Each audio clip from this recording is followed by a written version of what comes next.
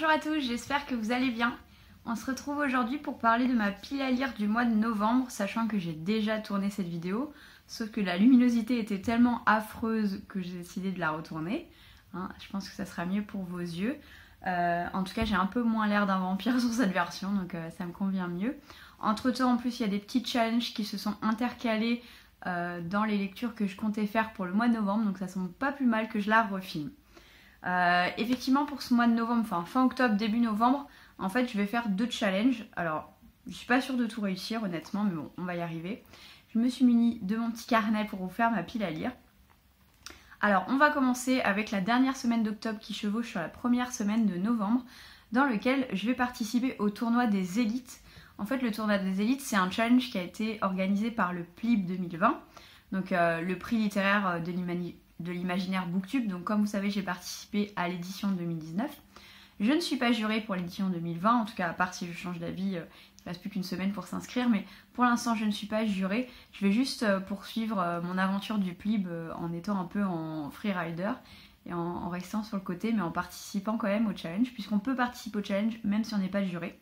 Donc c'est bon à savoir. Je vous invite à aller voir la chaîne du PLIB où vous allez trouver la vidéo de présentation qui est vraiment très sympa pour ce tournoi. Je vous mets ça en barre d'infos. J'espère que cette vidéo sortira aujourd'hui, que je vais pouvoir la tourner, la monter et la publier aujourd'hui. On croise les doigts. Parce que ce challenge commence demain. Donc demain, lundi 28, et ça va durer toute la semaine. L'idée, c'est qu'on a différents paliers, de 1 jusqu'à 5. J'ai choisi personnellement le palier 1, puisqu'il faut au moins respecter le palier qu'on a choisi. Donc je vais lire entre 500 et 1000 pages pendant la semaine. Ça me semble réaliste, en tout cas pour 500 pages. 1000 pages, je ne sais pas, on verra. Et moi, je participe avec la team des guérisseuses. Donc voilà, en fait, il y a 3 équipes qui ont été créées. Un autour du thème des dragons, un autour des guérisseuses et un autour des mages. Et donc, je fais partie de l'équipe des guérisseuses. Je suis très contente. Et je vais lire pour ça 3 livres que je vais vous montrer tout de suite. Donc, le premier livre que je vais lire, enfin plutôt finir, pour cette challenge, il s'agit d'Écho en écho, c'est le tome 2 des Chroniques de Sainte-Marie par Jody Taylor, c'est édité chez Hachette Éditions. Si vous vous souvenez de mes vidéos il y a un mois ou deux, j'avais juste adoré le tome 1 qui avait été un très très gros coup de cœur. En fait ici on va suivre les historiens de l'Institut Sainte-Marie, sauf que l'Institut Sainte-Marie est un petit peu spécial, puisque dans cet institut les historiens vont remonter dans le temps, dans des périodes qu'ils souhaitent étudier. C'est plein d'actions, plein de rebondissements. Si vous aimez l'histoire, je vous conseille à fond cette saga que j'aime vraiment énormément. Donc je suis en train de lire le tome 2, j'en suis un peu plus de la moitié, je suis à peu près à 60%. Il me reste à peu près 150 pages à lire. Donc là vous ne le voyez pas parce que je le lis en numérique en même temps. Mais il reste à peu près 150 pages, donc ça sera, disons, ma lecture de lundi. En plus de ça, j'aimerais lire Un jour, une étoile de Jean-Luc Marcassel. C'est aux éditions Gulfstream, collection électrogène. Un jour, une étoile, c'est une des 3 lectures qui m'ont été choisies par vous. Lors de la dernière vidéo, choisissez mes lectures d'automne. Donc déjà, je voulais vous remercier pour toutes les participations en commentaire que j'ai eues pour cette vidéo. Qui a certes pas fait beaucoup de vues, mais qui a en tout cas fait énormément de participation en commentaire, et je vous remercie 1000 fois. J'ai pas eu le temps de répondre à tout le monde, mais j'ai mis des petits cœurs. Et donc tout le monde a pu voter, et donc j'ai pris en compte vos choix. Et donc Un jour une étoile fait partie des sélectionnés. En plus de ça, il fait partie des présélectionnés du PLIB 2020, donc ça me rapporterait un point plus pour ce challenge pour l'épreuve des audacieux. Donc c'est tout bénef. Je peux pas vraiment vous dire de quoi il parle parce que je n'ai pas lu la 4e et que je ne souhaite pas la lire. J'aime beaucoup la science-fiction, comme vous le savez. Ici on a une androïde en couverture. Bon, à partir du moment où on est dans d'autres planètes qui a des histoires entre espèces, des voyages interstellaires, moi je suis à fond dedans, donc je pense que ça va me plaire. C'est un petit roman, donc je pense qu'il va se lire très vite. On est sur 240 pages. Donc voilà. Et je pense que c'est du Young Adult parce que c'est la collection électrogène. Alors qu'avec les Chroniques de Sainte-Marie, c'est de l'adulte. C'est de la science-fiction, donc parce qu'on est dans le voyage dans le temps adulte. Et enfin, le dernier ouvrage que j'aimerais lire pendant cette semaine de challenge, il s'agit du Cœur des Louves de Stéphane Servant, qui est édité chez Rouergue. Alors Le Cœur des Louves, c'est un livre que j'ai depuis longtemps dans ma palle maintenant, qui fait partie un peu des reliques, parce que je me l'étais procuré en 2017 me semble-t-il, et qui a été énormément plébiscité par Margot Liseuse. C'est après son avis que je m'étais procuré cet ouvrage. J'ai absolument adoré Sirius, qui était un énorme coup de cœur de Stéphane Servan. J'ai lu récemment Féline, vous verrez l'update lecture bientôt, mais qui a été quasi un coup de cœur. J'ai adoré, toujours du même auteur, Stéphane Servan. Donc clairement, voilà, je veux pas m'arrêter avec cet auteur qui, je pense, enfin je trouve la manière dont il écrit et les thèmes qu'il aborde se mêlent toujours très très bien à la saison automnale, donc j'aimerais beaucoup lire celui-ci. J'en ai encore un autre dans ma palle qui est le langage des bêtes, ou la langue des bêtes. Mais bon, je souhaite lire le cœur des louves pour cette fois-ci, et le résumé, je souhaite pas le lire. Voilà. Donc évidemment, si ça vous intéresse, vous avez tous les liens en barre d'informations pour voir les résumés des livres. Donc voilà pour la semaine prochaine qui va être chargée. Honnêtement, si je finis les Chroniques de Saint-Marie et que je lis Un jour une étoile, ça sera déjà très bien.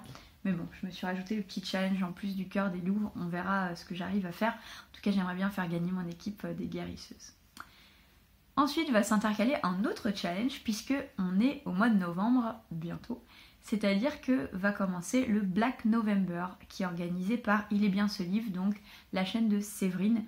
Je vous mettrai en barre d'infos la vidéo de présentation et sa chaîne qui est vraiment super si vous ne connaissez pas Séverine, qui est plutôt spécialisée dans tout ce qui est thriller, polar, roman noir, un petit peu aussi de fantastique, du Stephen King, quelquefois du contemporain, mais en général elle est plutôt axée sur tout ce qui est thriller. Et donc elle nous a concocté un Black November, ça fait déjà plusieurs années qu'elle le fait. Personnellement ça sera une première. J'ai pas voulu mettre trop de livres dans ce challenge parce que je lis pas énormément de thrillers. Toutefois je me suis fait un petit challenge personnel puisque j'aimerais bien lire au moins un roman de Stephen King lors de ce mois de novembre. Donc le Black November, allez voir la vidéo de Séverine, elle vous expliquera ça mieux que moi. Il y a plusieurs catégories, j'ai décidé de ne pas suivre toutes les catégories parce que ça ne convenait pas forcément avec ma palle. Mais ce que je vais faire, c'est que j'aimerais lire donc 3 à 4 livres pour ce Black November. Un des premiers thèmes qu'il faut lire, il s'agit d'un livre qui se passe en huis clos. Et pour ça, j'ai choisi le livre de Stephen King, qui est Dôme, le tome 1, qui est un très très gros pavé qui m'a été offert par une de mes amies, Caroline, je salue si tu me regardes, qui fait 840 pages. Donc voilà, gros bébé, mais bon, en ce moment j'ai pas trop peur des pavés, donc on y croit. Et donc comme son nom l'indique, bah, on est sur un huis clos puisqu'ils vont, le village ou la ville va être enfermée à l'intérieur d'un dôme, sans trop savoir pourquoi. Voilà, ça m'intrigue énormément. Je sais qu'il y a une série mais que je n'ai jamais vue, donc si le livre me plaît, je me procurerai déjà le tome 2 et puis je regarderai la série. En tout cas, voilà, ça s'annonce de belles soirées de lecture en perspective. Il y a également un thème, donc un challenge, qui est lire un livre où le titre est en 3 mots. Et pour celui-ci, j'ai choisi le 12e chapitre de Jérôme Loubry. Alors, je me suis procuré ce livre il y a très peu de temps, lors de ma visite à la Griffe Noire. C'est édité au livre de poche. Jérôme Loubry, il vient d'écrire un livre qui a énormément d'écho, qui a été adoré par bon nombre de personnes, et je me suis dit, bah, je vais me procurer celui d'avant. Il est en poche, il n'est pas très très long. Je pense que ça ira très très bien. Et dans le 12e chapitre, on va suivre au début des enfants où il va y avoir un meurtre autour d'eux, autour d'un ou d'une de leurs amis, me semble-t-il. Et des années plus tard, lorsqu'ils sont adultes, ils vont commencer à recevoir des lettres en rapport avec ce meurtre. Voilà. En général, je ne veux pas lire plus parce que ça peut être assez spoilant, les 4e de couverture. Mais le 12e chapitre est un de ces livres dont j'ai entendu que de très bons échos, donc j'espère qu'il me plaira. Et enfin, un thème dans lequel j'ai mis 2 livres. Bon, je sais pas si j'y arriverai, honnêtement, mais on va essayer. Le thème, c'est un auteur qu'on n'a jamais lu précédemment. Donc pour celui-ci, j'aimerais lire Les 7 morts d'Evelyn Hardcastle de Stuart Turton. C'est un livre que j'ai acheté à sa sortie parce que j'avais énormément entendu parler de ce livre sur des chaînes anglophones. En fait, on est un peu dans le style à la Agatha Christie, c'est édité chez Sonatine. Parce que en fait il va y avoir un meurtre et donc Evelyn Hardcastle va mourir et donc on va se retrouver dans la peau d'une personne qui se réveille et qui essaye d'élucider ce meurtre, sauf que chaque jour, tant qu'elle n'a pas élucidé ce meurtre, elle se réveille dans la peau de quelqu'un d'autre. Donc chaque jour elle va pouvoir récupérer des indices différents, avoir un point de vue différent sur cette histoire et ça me tente énormément. J'aime beaucoup ce que fait Agatha Christie. Je sais bien que c'est pas Agatha Christie, mais dans le côté policier, voilà, je pense qu'on va être très très bien.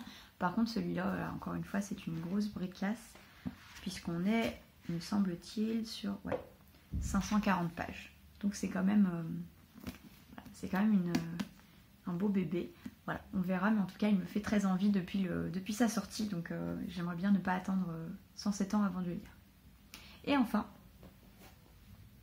un livre que j'avais eu à la foire de Bruxelles l'année dernière, Bloc 46, c'est de Johanna Gustafsson, donc je n'ai jamais lu Johanna Gustafsson, donc ça serait une première. Et c'est aux éditions Brajlon, thriller. Bloc 46, c'est une histoire qui va mêler contemporain et enquête avec sur fond de camp de concentration, si j'ai bien compris. Voilà, encore une fois, les thrillers, évitez les quatrièmes de couverture, en général ça vous révèle au moins les 200 premières pages. Donc bon, quand un livre fait 500 pages, c'est un petit peu gênant. Donc je ne souhaite pas le lire, mais ça me... En général, quand on a un thriller qui mêle aussi des éléments historiques, ça me plaît toujours. Donc celui-là, j'espère qu'il sera lu également. Et en plus de tout ça, oui, non, parce que ce n'est pas fini, hein, j'ai toujours les yeux un peu plus gros que le ventre. Et qu'en général, dans mes pales, je mets une dizaine de livres que je ne lis pas forcément, puisque en général, je lis entre 6-7 livres. Mais bon, j'aime bien avoir une pile dans laquelle piocher. J'ai choisi des romans bonus qui changent des thèmes donc du thriller policier et du premier challenge que je vous ai montré. Donc dans ces bonus, j'aimerais lire tout d'abord Rien n'est noir de Claire Berest, ou Claire Béret, je ne sais pas comment prononcer son nom. C'est édité chez Stock, c'est un roman de la rentrée littéraire dont j'ai entendu énormément de bien. En fait, Rien n'est noir, ça va nous narrer la passion entre Frida Kahlo et Diego Rivera. Donc ces deux artistes au Mexique qui non seulement étaient extrêmement talentueux, mais ont eu une vie peuplée de péripéties. Frida Kahlo, enfin son accident avec son handicap ensuite qui a été extrêmement lourd, mais qui continuait à faire des choses magnifiques en peinture, et Diego Rivera que je connais un peu moins, mais dont j'ai pu voir quelques œuvres lorsque j'étais là-bas. En tout cas, ça me tente bien, et apparemment c'est un petit peu caliente comme ouvrage. Ensuite, j'aimerais poursuivre la saga Apocalypse Blues, le tome 2, Le crépuscule du monde. C'est toujours de Chloé Jo Bertrand aux éditions Brajlon. C'est la collection Young Adult, celui-ci, donc Big Bang. J'aime beaucoup ce format. C'est du grand format fluffy. Voilà. Bon, aucun intérêt, mais je vous le dis. Apocalypse 12, en fait, dans le tome 1, on va suivre des adolescents qui essayent de survivre à l'apocalypse, il n'y a pas d'autre mot, puisque la Terre, suite à, on va dire, ce qui se passe en ce moment, la Terre se rebelle, on a des tsunamis, d'extrêmes sécheresses, des tempêtes, des tremblements de terre, voilà, c'est un peu la catastrophe un peu partout. Et donc on a ces adolescents qui viennent de coins complètement différents, qui vont finir par se retrouver et qui vont essayer de s'en sortir. Voilà, ici on est dans le tome 2, j'ai entendu dire qu'il était un peu plus lent que le tome 1. À voir, en général j'aime bien quand c'est un peu rythmé dans ce genre-là, de l'apocalyptique, mais bon, on verra. En tout cas, le tome 3, me semble-t-il, sort au mois de novembre ou décembre. Donc voilà, j'aimerais bien poursuivre pour être à jour sur cette saga. Même commentaire pour celui-ci, j'aimerais être à jour, il vient juste de sortir. Il s'agit de Nevermore, le tome 2 de Jessica Townsend aux éditions PKJ. Tome 2 qui s'appelle La mission de Morrigan Crow. Le premier c'était les défis de Morrigan Crow, me semble-t-il. Et en fait, j'adore Nevermore, vraiment j'adore. Pour moi, c'est la comparaison facile avec Harry Potter que je vais essayer de pas faire. Mais en fait, pour moi, la comparaison elle est plus finalement avec le monde de Roald Dahl, dans le sens où on se retrouve en fait dans un monde coloré, pop, sucré, avec des choses complètement incongrues. En fait on suit cette petite fille qui est censée mourir le jour de ses 11 ou 12 ans parce qu'elle est née le jour du merveillon, et donc elle est maudite depuis qu'elle est enfant. Dès qu'il se passe quelque chose à qui que ce soit, tout le monde va la blâmer elle. En général elle n'a absolument rien à voir avec ça. Ça donne des moments un peu cocasses. Et elle va donc être sauvée, parce que sinon il n'y a pas de livre si elle meurt au début du livre. Elle va donc être sauvée et envoyée au royaume de Nevermore, dans ce royaume qui est juste complètement imaginaire, mais à la fois incroyable. J'aimerais beaucoup visiter Nevermore. En tout cas, j'ai hâte de lire le tome 2 qui est sorti, je crois, au mois d'octobre, puisque je l'ai acheté, je pense, juste après sa sortie, mais qui me fait énormément envie, et je veux pas le laisser traîner, pas refaire les mêmes erreurs qu'avec d'autres sagas. Et je vous parlais de Roald Dahl, et ça sera le dernier ouvrage que je veux vous montrer, puisque vous avez également voté dans ma vidéo Choisissez mes lectures d'automne pour Charlie et la chocolaterie, donc de Roald Dahl, que j'ai ici en anglais dans sa version illustrée par Quentin Blake, qui est extrêmement jolie. Je vais essayer de vous montrer ça avec Monsieur Wonka. Non seulement les illustrations sont très belles, mais j'aime aussi le format qui est assez facile à lire, parce que c'est du grand format souple, et donc qui est relativement gros. Voilà, j'ai déjà lu Charlie et la chocolaterie quand j'étais enfant puis adolescente, mais je ne l'ai jamais lu dans sa version originale, et j'avais envie de découvrir la plume de Roald Dahl. Voilà, donc pour rester dans cet environnement un peu magique, en arrivant vers Noël, petit à petit, j'avais envie de lire celui-ci. Vous découvrirez le dernier livre qui a été plébiscité lors de Choisissez mes lectures pour la pile à lire de décembre, puisque je le lirai pour les fêtes de fin d'année, puisqu'il se prête particulièrement à cette période. Donc c'est tout pour ma pile à lire de novembre. Ça fait beaucoup, j'en conviens bien. Je pense pas que je lirai tout ça, mais c'est pas grave. J'aime bien avoir une plus grosse liste et puis piocher à l'intérieur pendant mon mois. J'espère que cette vidéo vous a plu. S'il y a des livres à l'intérieur que vous avez déjà lus et que vous voulez me motiver pour les lire, ça sera avec plaisir. En général, j'essaie de prioriser ceux que vous m'indiquez en commentaire, ou ceux qui vous intriguent le plus. S'il y en a qui vous ont particulièrement convaincu, ou qui sont dans vos piles à lire, ou voilà, n'hésitez pas à me le dire. J'essaie de... La pile tombe à côté de moi. N'hésitez pas à mettre un petit pouce si la vidéo vous a plu, et à me laisser un petit commentaire. Ça aide toujours la chaîne. Abonnez-vous si c'est toujours pas fait. Et puis sur ce, on se voit dans une prochaine vidéo. Pour moi, dans 3 minutes 30, pour vous, peut-être une semaine plus tard, mais avec mes dernières lectures. Sur ce, je vous dis à la prochaine. Allez, ciao!